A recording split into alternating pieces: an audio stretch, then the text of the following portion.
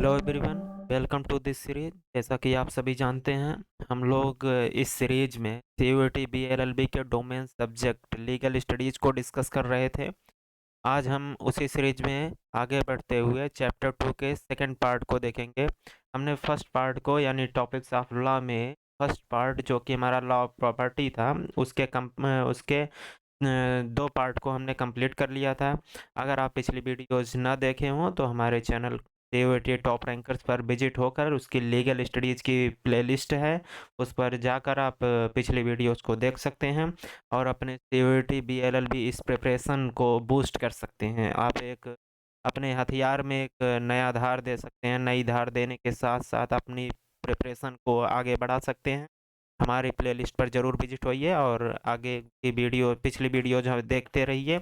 आइए आज देखते हैं हम टॉपिक्स ऑफ लॉ का सेकंड टॉपिक जो कि हमारा लॉ ऑफ कॉन्ट्रैक्ट है। आज हम यही डिस्कस करेंगे लॉ ऑफ कॉन्ट्रैक्ट, जैसा कि आप स्क्रीन पर देख सकते हैं लॉ ऑफ कॉन्ट्रैक्ट के बारे में। तो आज हम देखेंगे लॉ ऑफ कॉन्ट्रैक्ट। फर्स्ट है इसमें लॉ ऑफ कॉन्ट्रैक्ट में कॉन्ट्रैक्ट। यहाँ देखिए कॉन्ट्रैक्ट दिया गया है। कॉन्ट्रैक्ट हम देखेंगे according to the Indian contract act 1872। Contract act में Indian contract act 1872 this is the most important act. इसी एक्ट पर पूरा पूरा कॉन्ट्रैक्ट जो हमारा लॉ ऑफ कॉन्ट्रैक्ट है टिका हुआ है। हम देखेंगे आज आगे देखेंगे हम आगे देखते हैं an agreement enforceable by law is called a contract. यानी कि एक एग्रीमेंट जो इन्फोर्स होता है, लॉ के द्वारा इन्फोर्स कर दिया जाता है, वो कॉन्ट्रैक्ट में परिवर्तित हो जाता है। यानी कि एक एग्रीमेंट है, अगर हम उसे लॉ के द्वारा इन्फोर्स कर देते हैं तो वो कॉन्ट्रैक्ट कहलाएगा। आगे हम नोट देखते हैं, हमारा नोट है इसमें फर्स्ट में देखेंगे हमारा all contracts are agreement. All contracts are agreement but all agreements are not contract. यहाँ देखिए बहुत ही अच्छी बात है, दिया गया नोट में, आपकी एनसीईआरटी बुक से हमने लिया है और ये बहुत ही इम्पोर्टेंट स्टेटमेंट है। All contracts are agreement but all agreement are not contract. यानी कि सभी कॉन्ट्रैक्ट जो हैं वो एग्रीमेंट हो सकते हैं, लेकिन सभी एग्रीमेंट कॉन्ट्रैक्ट नहीं हो सकते हैं। इसे आप लोग अपने दिमाग में ध्यान में बैठा लीजिए कि सभी कॉन्ट्रैक्ट एग्रीमेंट हो सकते हैं, लेकिन सभी एग्रीमेंट कॉन्ट्रैक्ट नहीं हो सकते हैं। क्यों, कैसे देखिए नहीं हो सकते हैं एग्रीमेंट कॉन्ट्रैक्ट? देखिए एग्रीमेंट जो होता है वो लॉ के द्वारा इन्फोर्स नहीं होता है। अगर हम लॉ के द्वारा इन्फोर्स करते हैं तो वो कॉन्ट्रैक्ट बन जाता है। तो एग्रीमेंट जो होते हैं उसी को लॉ के द्वारा इन्फोर्स कराकर हम कॉन्ट्रैक्ट में परिवर्तित करते हैं। तो सभी एग्रीमेंट को अगर हम इन्फोर्स करके लॉ के द्वारा इन्फोर्स करके हम कॉन्ट्रैक्ट में परिवर्तित करते हैं तो तो सभी एग्रीमेंट कॉन्ट्रैक्ट हुए, लेकिन हम कॉन्ट्रैक्ट को पुनः एग्रीमेंट में परिवर्तित कर सकते हैं क्या? नहीं कर सकते हैं। कॉन्ट्रैक्ट को पुनः एग्रीमेंट में परिवर्तित नहीं किया जा सकता है। इसीलिए सभी कॉन्ट्रैक्ट एग्रीमेंट होते हैं, लेकिन सभी एग्रीमेंट कॉन्ट्रैक्ट नहीं हो सकते। आगे देखते हैं हम। थोड़ा-सा यहाँ हम उल्टा बोल गए हैं। देखिएगा ऑल कॉन्ट्रैक्ट्स आर एग्रीमेंट, यानी कि सभी कॉन्ट्रैक्ट जो हैं वो एग्रीमेंट होते हैं, लेकिन सभी एग्रीमेंट कॉन्ट्रैक्ट नहीं होते हैं। आगे देखिएगा इसमें सेकंड है एन एग्रीमेंट में बी लीगल और illegal but a contract must be legal always. कोई एग्रीमेंट जो होता है वो लीगल इल्लीगल दोनों हो सकता है, लेकिन जो हमारा कॉन्ट्रैक्ट होता है वो हमेशा हमेशा लीगल ही होगा, लॉ के द्वारा इन्फोर्स होगा तभी कॉन्ट्रैक्ट बनेगा। यहाँ मैकेनिज्म को देखते हैं, यहाँ पे देखिए दिया गया है agreement and enforce in law. Agreement को इन्फोर्स किया जाता है तब हमारा ये कॉन्ट्रैक्ट बनता है। आगे देखते हैं हम बाल्फर वर्सेस बाल्फर का केस है। This is the most important case. An agreement between, यहाँ देखिए an arrangement between husband and wife is a moral obligation. यानी कि कोई भी, ये केस जो है वो रिलेटेड है। हम आपको इसकी समरी बताते हैं कि एक हस्बैंड और वाइफ थे, वो इंग्लैंड गए हुए थे लंदन में। वहाँ पे कुछ दिन के लिए छुट्टी थी उनके हस्बैंड की, वो कहीं काम करते थे, एम्प्लॉई थे एक, और एक होटल में ठहरे जाके वहाँ पे।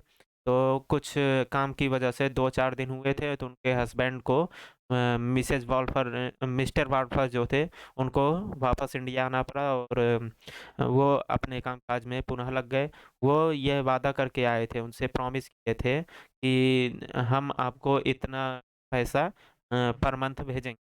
तो मिसेज़ वाल्फर भी उस पर एग्री हो गई। ऑफ़र और एक्सेप्टेंस कॉन्ट्रैक्ट में होते हैं, तो हम आगे बताएँगे आपको। तो दोनों वहाँ पे हुआ, लेकिन यहाँ बात ये हुई कि कुछ दिनों बाद मिस्टर वाल्फर पैसे देने बंद कर दिए। उनकी कहा जाता है कि इस केस में ये भी बताया गया है कि उनकी फाइनेंशियल जो पोजीशन थी वो थोड़ी-सी डैमेज हो गई थी। तो मिसेज़ वाल्फर कोर्ट चली जाती हैं और उन पर केस कर देती हैं।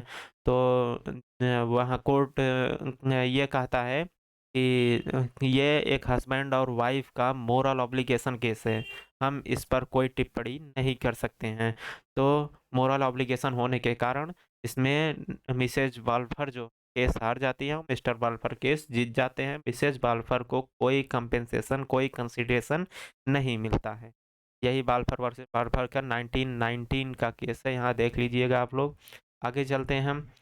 फोर्थ नंबर हमारा एसेंशियल ऑफ कॉन्ट्रैक्ट के बारे में देखते हैं। फर्स्ट है हमारा पार्टीज भी कॉन्ट्रैक्ट, यानी कि कॉन्ट्रैक्ट कौन कौन कर सकता है, कैसे, मतलब कॉन्ट्रैक्ट, एक कॉन्ट्रैक्ट कैसे इन्फोर्स किया जा सकता है। तो देखते हैं, पार्टीज भी कॉम्पिटेंट, यानी कि एक लेवल की पार्टीज होनी चाहिए। एक पार्टी जो कॉन्ट्रैक्ट कर रही हैं उसमें एक कॉम्पिटेंट होना चाहिए, उनमें पार्टीज जो होती हैं उनमें एक लेवल होना चाहिए। सेकंड हमारा है फ्री कंसेंट। दोनों पार्टीज़ का फ्री कंसेंट होना बहुत ही ज़रूरी है। अगर ये फ्री कंसेंट नहीं होंगे तो कॉन्ट्रैक्ट वाइड माना जाएगा। आगे हम थर्ड देखते हैं, हमारा लॉफुल ऑब्जेक्ट है, यानी कि कोई भी इलीगल ऑब्जेक्ट ना यूज़ किया गया हो, यानी कि जो लॉ हमारा एक लॉ में एग्जिस्ट नहीं करता है, तो वो चीज़ें, उन चीज़ों पर कॉन्ट्रैक्ट या एग्रीमेंट कॉन्ट्रैक्ट नहीं किया जा सकता है। फोर्थ हम देखेंगे यहाँ पे not expressly declared by law, यानी कि not expressly declared wide by law, किसी भी लॉ के द्वारा, किसी भी पार्लियामेंट के द्वारा पास किया गया कोई भी लॉ हो उसके द्वारा वाइड, यानी वाइड डिक्लेयर ना किया गया हो। नल एंड वाइड होता है, आप लोग सुने होंगे, तो वाइड डिक्लेयर ना किया गया हो। आगे हम फिफ्थ नंबर देखेंगे, हमारा पर्सन हैव 18 प्लस, यानी कि 18 प्लस होना चाहिए। माइनर के केसेस में आप अगर आप कॉन्ट्रैक्ट करते हैं तो आप कोई भी कंपेंसेशन नहीं पाएंगे। ये आप ध्यान में रखिएगा कि अगर कोई भी व्यक्ति कॉन्ट्रैक्ट करता है वो भी माइनर में, यानी 18 माइनस है, यानी कि 18 कम आयु का है, तो वो अगर उससे कॉन्ट्रैक्ट कोई करता है तो वो कोई कंपेंसेशन नहीं पाएगा। यही इसलिए दिया गया है, पर्सन हैव 18 प्लस ईयर्स, यानी कि 18 के प्लस होना चाहिए।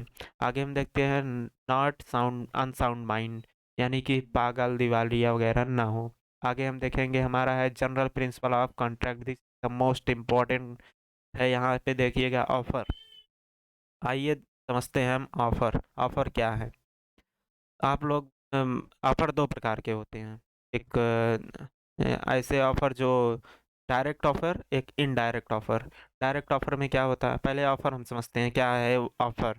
ऑफर जैसे आप लोग कोई सामान वगैरह खरीदते हैं तो पूछते हैं कि कितने का है, तो ये डायरेक्ट ऑफर है। और इनडायरेक्ट ऑफर है। और डायरेक्ट ऑफर हम आपको सीधे ऑफर देते हैं कि आप आइए हमारे सामान को खरीदिए, हमारा ये मूल्य है, हमारा हमारे सामान की वैल्यू इतनी है, और आप ऑफर को एक्सेप्ट करते हैं, तो यहाँ हो जाता है एक्सेप्टेंस। ऑफर को एक्सेप्ट करना ही एक्सेप्टेंस कहलाता है, और जो प्रॉमिस होता है उसी को ऑफर कहते हैं। हम तीसरा देखेंगे कंसिडरेशन। कंसिडरेशन जो होता है बहुत ही महत्वपूर्ण चीज़ है। कंसिडरेशन, बिना कंसिडरेशन के कोई भी कॉन्ट्रैक्ट वैलिड नहीं होती है, उसे इनवैलिड माना जाता है। गिफ्ट को छोड़कर, गिफ्ट आगे हमने पिछली क्लास में पढ़ा था, लॉ ऑफ प्रॉपर्टी में देखेंगे आप, पिछली वीडियो में हमने गिफ्ट के बारे में बताया है। तो तीसरा है कंसिडरेशन, यानी कि आप ऑफर और एक्सेप्टेंस, एक कॉन्ट्रैक्ट एक कॉन्ट्रैक्ट हुआ उसमें आप क्या दे रहे हैं, उस कॉन्ट्रैक्ट में आप क्या दे रहे हैं, यही कंसिडरेशन कहलाता है। आप मतलब कितने रुपए दे रहे हैं, रेंट क्या दे रहे हैं, कितने पैसे दे रहे हैं, या उस प्रॉपर्टी के बजाय कोई और प्रॉपर्टी दे रहे हैं, उसी को कंसिडरेशन कहते हैं। फोर्थ नंबर हमारा देखेंगे कैपेसिटी टू कॉन्ट्रैक्ट। कॉन्ट्रैक्ट करने की क्षमता क्या है, दोनों को हमने कॉम्पिटेंट बताया था ना, एकदम सेम चीज़ यही है।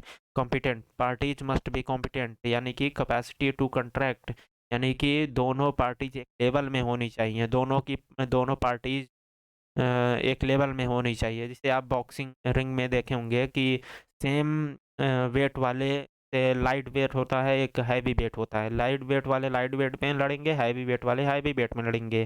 तो वैसे ही कैपेसिटी एक लेवल होना चाहिए दोनों पार्टीज में।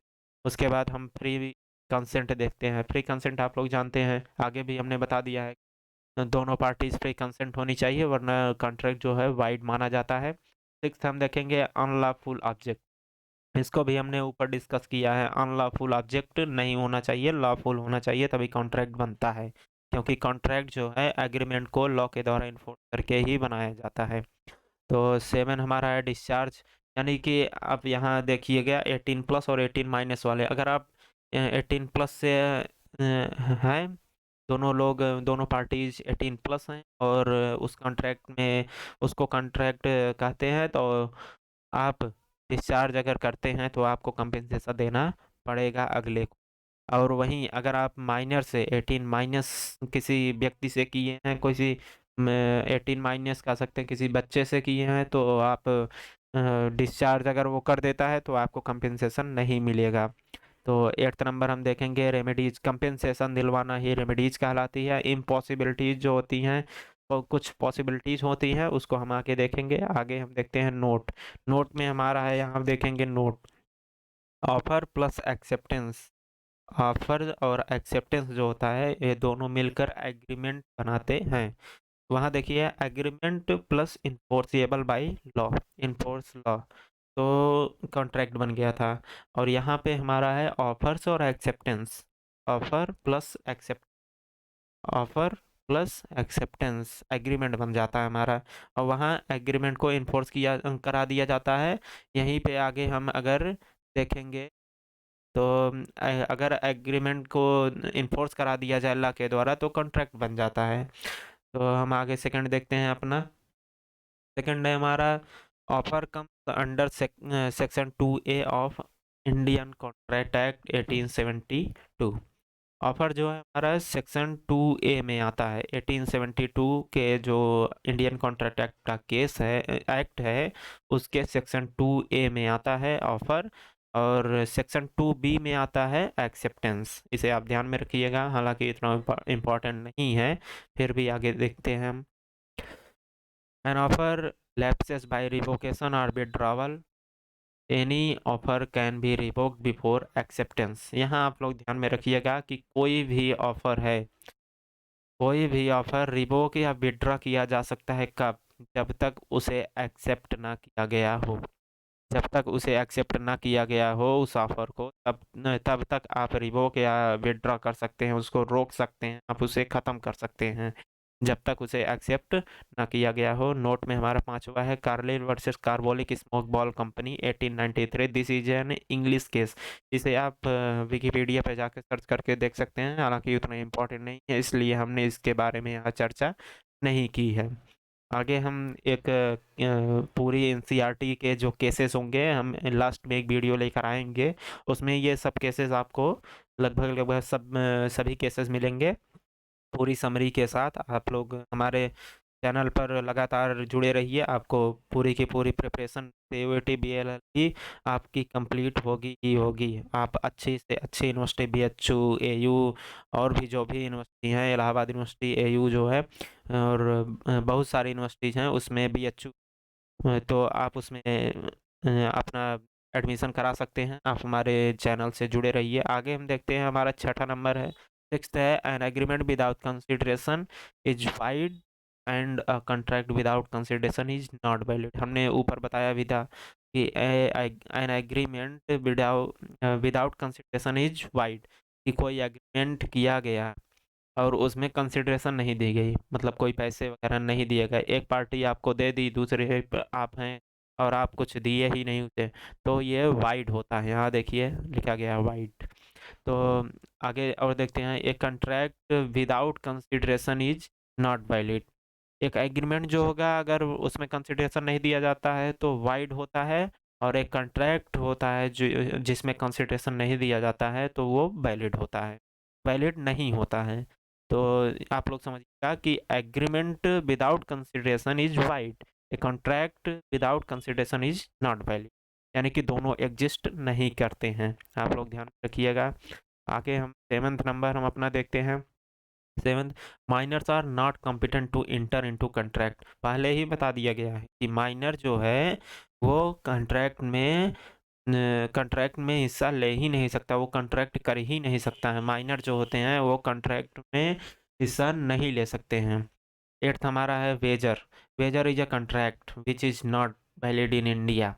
वेजर एक कॉन्ट्रैक्ट है जिसे इंडिया में वैलिड नहीं किया गया है। वेजर के बारे में हम आगे देखेंगे। अभी वेजर और कंटिंजेंट दो प्रकार के कॉन्ट्रैक्ट होते हैं, उनके डिफरेंस के बारे में हम जानेंगे। अभी बस आप इतना ध्यान दीजिए कि वेजर एक प्रकार का कॉन्ट्रैक्ट है जो कि इंडिया में वैलिड नहीं है, यहाँ देख लीजिए।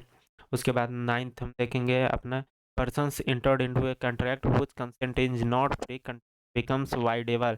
यहाँ देखिए जो हमने ये बताया है कि एन एग्रीमेंट विदाउट कंसिडरेशन, ये वाला स्टेटमेंट, उसके बाद माइनर वाला, उसके बाद आएंगे हम यहाँ नाइन्थ नंबर पे।